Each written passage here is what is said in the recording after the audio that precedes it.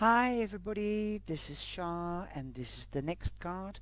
I've made a booby again, I said the world, and that's because these cards aren't numbered, and of course if I stop to think about it then I know Judgment is number 20, and number 20 also means balance. So we are the sun is 19, 1 and 9 is 10, so from the sun onwards we are in, and with the Judgment we are in balance. Okay, so here we go, and this is rather a beautiful deck. It's the Mythic deck for those that have just popped in for the first time. The Mythic deck is by Juliet Sharman Burke and Liz Green. And this is what the deck looks like in the modern version. There is purple, not blue. Sorry about the untrue colours. Bring that back into the picture. Here we go. The card of Judgment portrays a young man with curling black hair, dressed in a white tunic and a blood-red travelling cloak. On his head is a winged helmet, and his feet are shod in winged sandals. In his right hand he holds the caduceus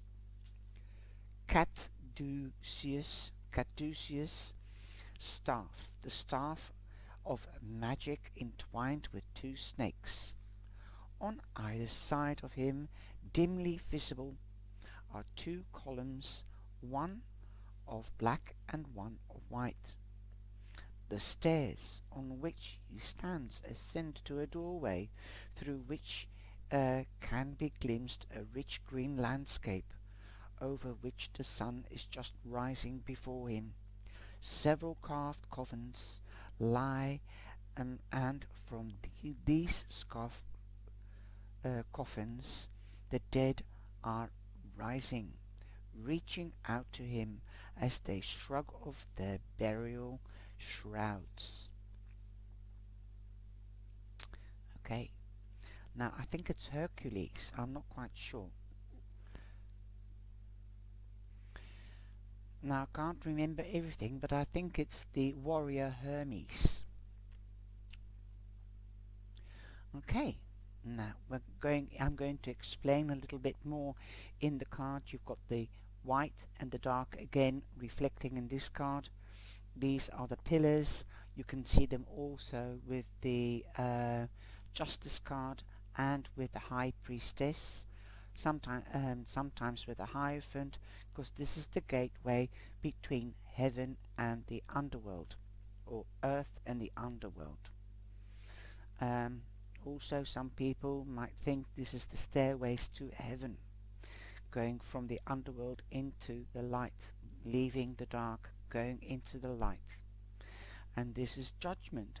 And Judgment, basic meaning, means a new beginning or a second chance.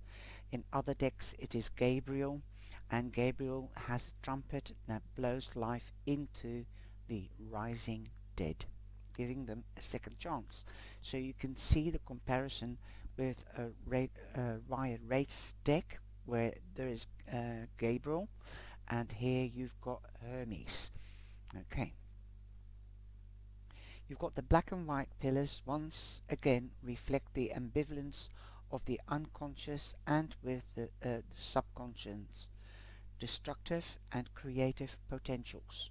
There again, masculine and feminine. That's what the black and white throughout the tarot means.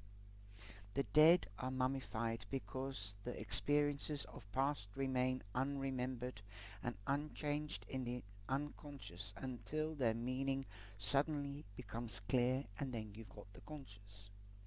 We can now understand two snakes entwined around Hermes' staff of magic as emblems of the feminine underworld of the instincts, with Apollo, the sun god, conquers, but which Hermes relates to in a different way.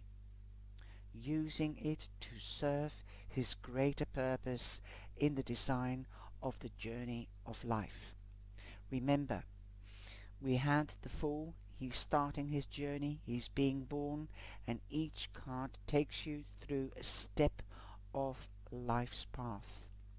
You can do a full reading with the big arcana, so it is a complete journey. We're nearly there. The world is the end of the journey. Now I'm going into a little bit of a meaning of the story behind it. Here we approach the end of the cycle of the major arcana. We meet the god whom we encountered at the beginning, Hermes, the psychopump, guide of souls. In the card of the magician, Hermes appears as the fool's inner guide, as the beginning of the journey of life.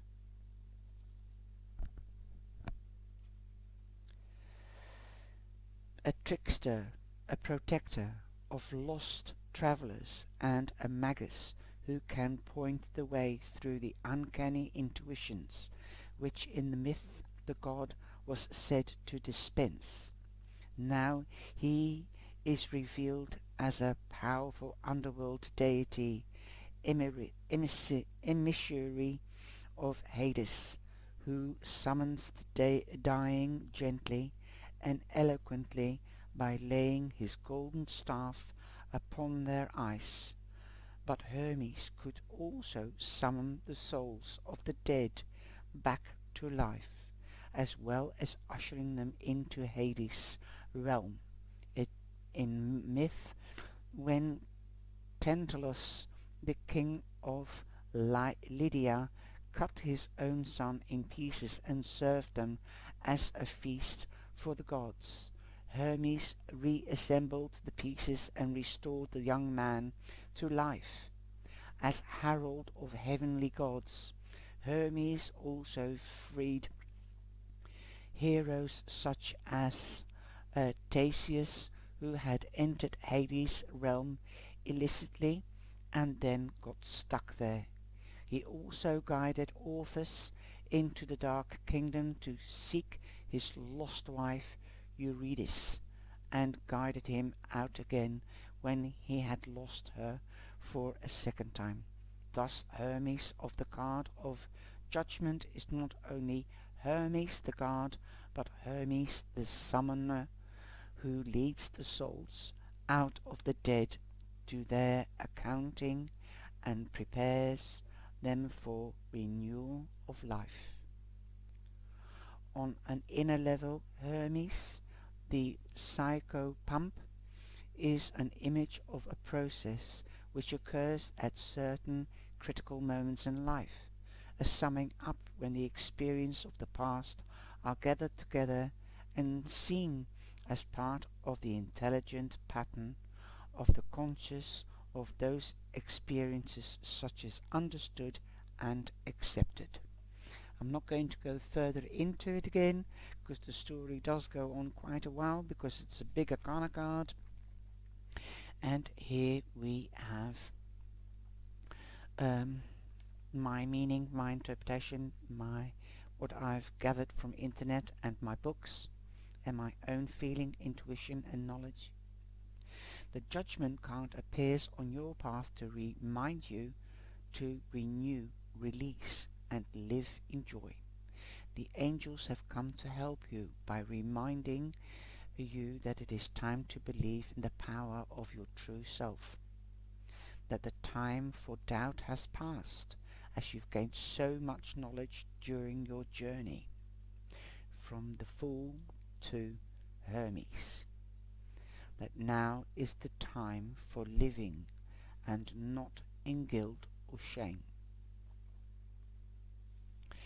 that the guilt and shame is over, so that's your second chance. This is the time to let go and move forward, to rise up and take shape of the spirit that exists within you, your own soul development, your own character. Let it come out. It's the part of the whole of the universe is the divine you.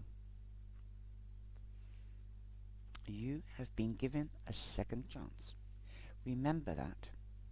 So now you can begin again. Judgment comes to excite you, or when you see judgment, the judgment card, you can be excited because this means renewal. It also means that you have left the old behind and you're stepping freshly into the new beginning. Perhaps new passion, and this passion will remind you of all that is possible. You have passion for a person, passion for a new beginning, for a new project, but you have passion. You want to go onto this new path. If you believe in yourself, you'll be fine. And know that the divine is with you. When this card appears, this means that the card has appeared at the right time in the right place. Or you might be in there in the right time and the right place. Now it's time to honor the spirit within yourself and the divine. You never need to settle for anything less than exactly what you want. You need also to remember to be true to yourself, to stand up for yourself and believe and follow your dreams. Maybe you have been sitting on the fence waiting for a sign for the right time to move on. This time is now. In fact, the only time that matters right now is live in the moment and live life to the fullest. You feel in your heart that what you want, you know in your whole body what to do. You know the story now. You've learned from the past. Change can be scary, but change is also healthy because that gives you the opportunity to let the new in. Now surround yourself with new friends, new love and new help. Know that you're not alone because the divine and the angels in the universe are here to help and to assist you and guide you on your path. It's time for big change. Now, don't just hover about, just stand up, dust yourself off and carry on. And look what the new direction or the new path is showing you or offering you. And learn from the past, like I said, what is healthy, what is good for you, and what is bad for you.